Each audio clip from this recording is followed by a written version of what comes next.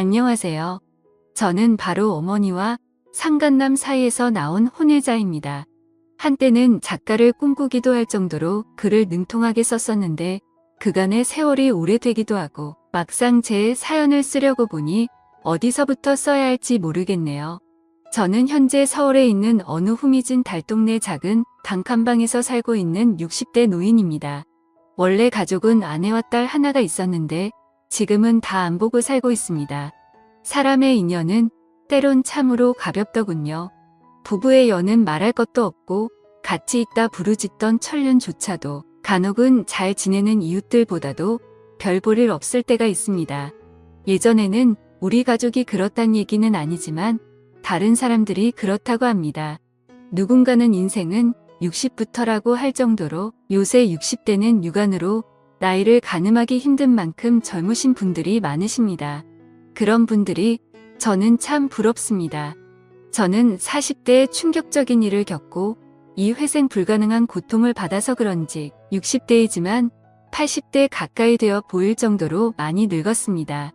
세월의 흔적인 주름은 그 사람이 어떤 삶을 살았는지를 알려준다는데 거울을 보면 전 스스로가 부끄럽고 흉측하게 이를 데 없어 가끔 모습에 치가 떨리기도 합니다. 태어나면서부터 제가 모두에게 재앙인 존재였다는 것을 모르고 산 것도 큰 죄입니다. 모든 건 제 부정한 어미로부터 시작되었습니다. 어미 역시 제대로 맘먹고 드러내면 제 인생만큼 역겹긴 마찬가지겠지요. 저는 어렸을 때 외아들로 부모님과 화목하게 살았다고 생각했습니다. 저희 아버지가 출판사 사장으로 근무했던 덕분에 전 책을 가까이서 접할 기회가 많아 자연스럽게 책과 가까이 지내게 되었고 글 쓰는 것도 좋아해서 일찌감치 진로를 결정했습니다. 제게 꿈을 심어준 아버지는 다정다감한 성격인 반면 어머니는 오히려 무뚝뚝하고 감정 표현을 잘 안 하시는 분이셨어요. 사근사근한 성격이 아니라서 어렸을 때부터 친엄마임에도 불구하고 벽이 있었습니다.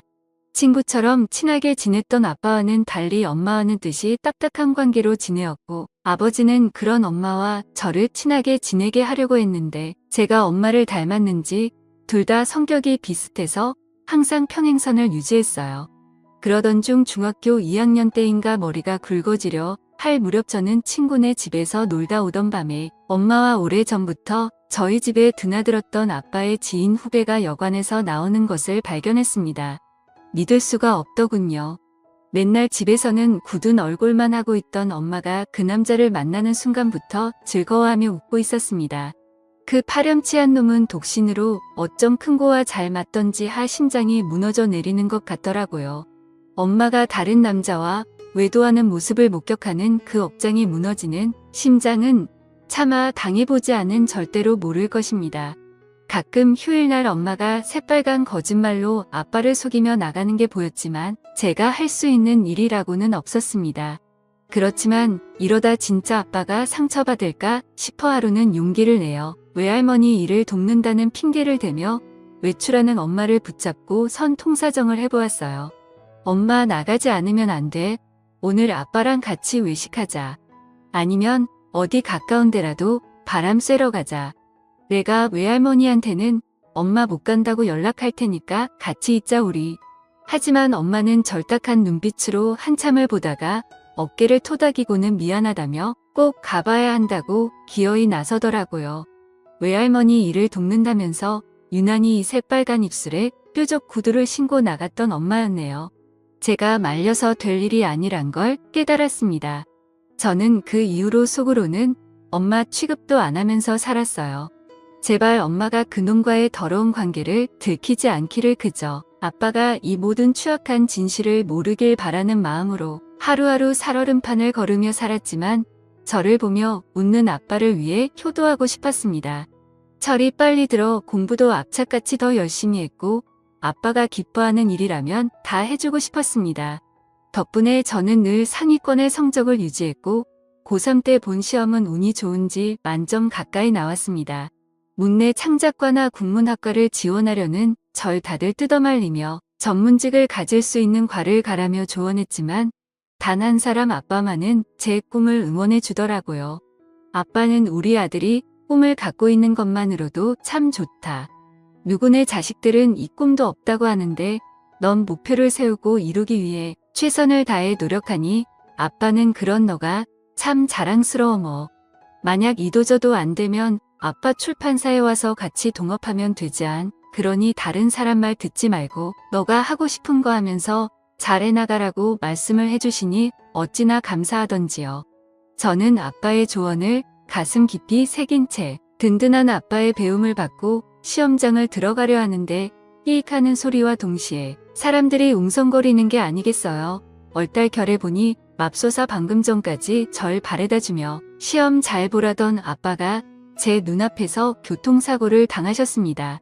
저는 차마 믿지 못할 현실에 정신이 아득해져 왔고 사람들을 물리치고 아빠를 껴안으며 우리 아빠 좀 살려달라고 엉엉 울었습니다. 대학 시험이고 나발이고 아빠를 쫓아 병원으로 향했습니다. 아빠는 혼수 상태로 4일 정도 있다가 깨어나셨고 교통사고의 대가는 참으로 인정하기가 흡독했어요. 차와 추돌할 때 다리를 잘못 다쳤는지 제 기능을 하기가 어렵다 하더라고요. 아빠는 절망하며 힘겨워했지만 애써 가족들에게 괜찮은 척하며 그 와중에도 제 포기해버린 대학 시험을 걱정하시며 진심으로 미안해하셨습니다. 저는 아빠의 손을 꼭 잡고 시험은 어차피 해마다 있으니 괜찮아요. 자신 없었는데 차라리 잘 됐죠 뭐. 1년 동안 공부 준비 더 열심히 해서 좋은 성적 거두면 되니까 아빠 몸이나 신경 쓰세요. 라고 어른스럽게 얘기해주니 아빠는 저를 붙잡고 미안함에 하염없이 우셨네요. 엄마는 그런 저의 부자를 뜻 모를 시선으로 음시만 하시더라고요. 대체 엄마란 여자는 무슨 생각을 하고 있는지 머릿속을 해부하고 싶을 정도였습니다. 아빠는 장애 판정을 받게 되었고 휠체어 신세를 지게 되었습니다. 양심은 있었는지 엄마가 열심히 아빠의 재활훈련을 돕긴 했어도 두 다리로 몸을 지탱하긴 어려웠어요. 다만 저는 그날의 트라우마 때문인지 이상하게 해마다 대학 시험을 볼 때면 식은땀과 불안함이 절정적으로 너무나도 힘들게 했습니다. 시험 보는 내내 귓가에 브레이크를 밟는 기청청이 들려 그것 때문에 저는 3번의 시험을 모두 망쳐버렸습니다. 결국 저는 대학을 포기하게 되었어요. 군대를 다녀오니 어느새 전 20대 후반으로 접어들었고 변변한 직업 없이 글에만 올인하겠다며 글을 쓰니 어느 순간 30살까지 되어 이제는 집안에 손 벌리는 것이 치욕스러운 일이 되어버렸습니다. 죄책감에 이루 말할 수 없던 저는 결국 글 써서 밥 벌어먹겠다는 꿈을 접고 평범한 중소기업에 취직했습니다. 그리고 그곳에서 만난 동갑내기 직장 동료와 3년 연애 후 결혼을 하게 되었습니다.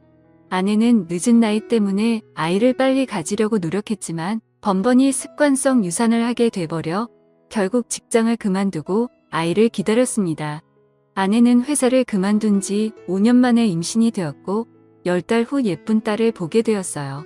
하지만 기쁨이 채 가시지도 전에 우리에게는 또 다른 비극이 찾아왔습니다. 우리 아버지께서 당시 높은 지대에 있는 단독주택에 살고 계셨는데 아빠는 혼자 휠체어를 끌고 나왔다가 비탈길의 속도를 이기지 못하고 사고가 일어나 60대 중후반 이른 나이에 저 세상으로 떠나고야 말았네요. 아빠의 며 앞에서 얼마나 울었는지 모릅니다. 하지만 엄마는 독하게도 사람 갈 때 되었으니 간 것뿐이라며 눈물 한 방울 흘리지 않은 채 묵묵하게 장례식을 진행했고 손님들을 맞았습니다. 속으론 아무리 딴 맘을 품고 있을 지언정 겉으론 아마 상중 찾아온 손님 생각해서라도 슬픈 척하는 성의 정도는 보였으면 좋았을 걸 온갖 정남이가 떨어지더군요. 심지어 처갓집에서도 엄마의 이런 태도에 대해 의아하게 생각했는데 이런 뒷말을 듣게 하는 것도 저는 너무나 짜증이 났습니다. 그러다가 상간남이 두꺼운 납작으로 조문객으로 찾아왔는데 우리 가정의 모든 비극이 저치로부터 시작된 것 같아 가만두고 싶지 않더군요. 나도 그놈도 멱살을 잡고 한바탕 하고 싶은 거 간신히 참고 버티고 있는데 또 둘이 나가대요. 얼마나 절절한지 그새를 못 참고 사람 시선을 피해 뒷구녕으로 만남을 가지는데 어떻게 사람으로서 배우자의 장례식에서까지 저럴 수가 있는지 엄마는 사람도 아니었습니다. 다 늙어서 무슨 추태인 건지 도저히 참을 수가 없더군요. 눈이 뒤집힌 저는 더러운 그것들을 끝내줄 요량으로 단단히만 뒤집고 뒤쫓아갔는데 태훈이에게 내가 사실 친아버지란 거 정말 평생 감추며 살 거야. 이젠 그 남자도 저 세상 갔으니 알아도 되지 않아? 순간 제 귀를 의심했습니다. 친아버지라며? 제 친아버지는 지금 장례식장에서 고인이 되신 분인데 제게 또 다른 친아버지가 있단 말입니까? 세상에 이게 무슨 소리던가요? 부들부들 몸이 떨려오는 제 귓가에 엄마의 음성이 이어 들렸습니다. 자기가 태훈이한테 친부라는 걸 밝히고 싶은 심정은 알겠지만 벌써 태훈이 나이 40인데 이제 와서 밝히면 뭐하겠어? 그냥 난 태훈이가 저 세상 간 그 사람이 자기 애비라고 알고 살았으면 좋겠어. 나한텐 악마 같은 짓을 했지만 그 사람이 태훈이한테 정을 많이 줬어야지. 물론 그 사람도 자기 자식이 아닌 걸 몰라서 잘해줬겠지만 라고 얘기를 했습니다. 분명 더러운 짓거리를 한 건 그들인데 제가 마치 불륜을 들킨 것 마냥 심장이 두근거리더라고요. 저는 예기치 못하게 그들의 공범이 되어 있었습니다. 사실 진짜 더러운 존재는 저였습니다. 저는 그들의 더러운 불륜의 씨앗이었고 제가 그토록 지켜주고 싶었던 아버지를 농락한 용서받지 못할 존재가 되었습니다. 털썩 자리에 주저앉는 소리가 들렸던지 깜짝 놀란 그들은 넋이 나가 있는 저를 발견했고 모든 충격적인 사실을 듣고 절 보고는 둘 다 어쩔 줄 몰라 했습니다.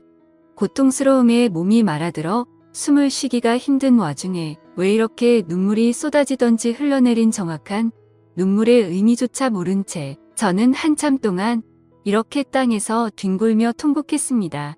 아버지 장례식에선 눈물 한 방울 흘리지 않던 엄마가 그런 제 모습을 보고 덩달아 눈물을 떨어뜨리더라고요. 미안해 태훈아. 이런 식으로 알게 하고 싶진 않았는데 사실 내 아버지는 아무 소리 하지 마. 엄마는 어떻게 이렇게 한결같이 잔인할 수가 있어. 엄마는 악마야. 절대로 용서받지 못할 끔찍한 사람이라고. 나 엄마 죽어도 용서 못해. 이젠 우린 끝났어. 다신 보지 말아요. 이 지긋지긋한 악연 모두 다 끝내자고요 라고 하자 엄마는 입술을 깨물고는 억울한 듯 제게 항변했습니다. 잔인한 건 네 아버지 아니 그 사람이야. 내가 평생 어떻게 살아왔는 줄 알아? 살면서 일이 잘못되면 모든 원망을 나한테 쏟으면서 내 피를 말린 사람이야 그 사람이. 이혼해달라고 해도 죽도록 안 해주고 차마 말하기도 버거운 심한 말들로 날 아프게 하고 옆에서 감시하고 의심하면서 내 인생을 지옥으로 만든 사람이라고. 사고 이후로 몸이 불편해지고 회사 판 돈으로 사기당하고 말아먹고 재산이며 뭐며 다 없애버린 후 뒷감당은 나한테 지우고 그래서 내가 지금 보험회까지 하면서 이 나이 되도록 네 애비 빚에 허덕이고 있는데 이 정도면 네 아빠가 나한테 충분히 벌주고 있는 거 아니니? 저는 모든 할 말을 잃고 그냥 뒤돌아섰습니다. 저 따위 말을 지금 변명이라고 하는 건가요? 저더러 이해하라고 하는 겁니까? 아버지 장례식에도 제 존재 자체가 불순하고 죄스러워 차마 들릴 수가 없었어요. 멀리서나마 아버지 가는 길을 지켜보고서 무릎을 꿇어 비록 자격 없는 저이지만 아버지에 대한 마지막 예를 마쳤습니다. 아니나 다를까 아빠 돌아가신 후 3개월 좀 넘어서 엄마는 상간남이랑 살림을 합쳤습니다. 웃긴 건 뻔뻔스럽게도 제가 나갈 적만 골라 제 아내와 손녀를 만나러 자주 들렀다 하는데 백화점에서 비싸게 파는 아기 옷들 어머니께서 사왔다며 아내가 무척이나 좋아했어요. 허나 탐탁치 않았던 전 아내의 손에서 그 옷들을 빼서 가위로 찢어버렸습니다. 그러던 어느 날 어머니는 제가 집에 있는 줄도 모르고 버젓이 상간남과 집에 왔는데 물 만난 고기 마냥 아빠 돌아가신 후 상간남과 함께하는 삶이 즐거운지 아주 신수가 흔하다이다. 아내는 어머니께서 우리를 위해 준비해준 거라며 받은 돈봉투를 내밀고는 딴에는 시어머니와 절 화해시킨답시고 노력했지만 전 보란듯 아내의 손에 돈봉투를 빼서 딱지 내리꽂듯 내팽개쳤네요. 그 모습을 본 상간남 나부랭이가 서류를 하나 내밀고 꼴값을 떨며 말하더군요. 나 돈이 전에 아버지처럼 내 꿈을 이루게 해주기 위해 노력하고 싶다.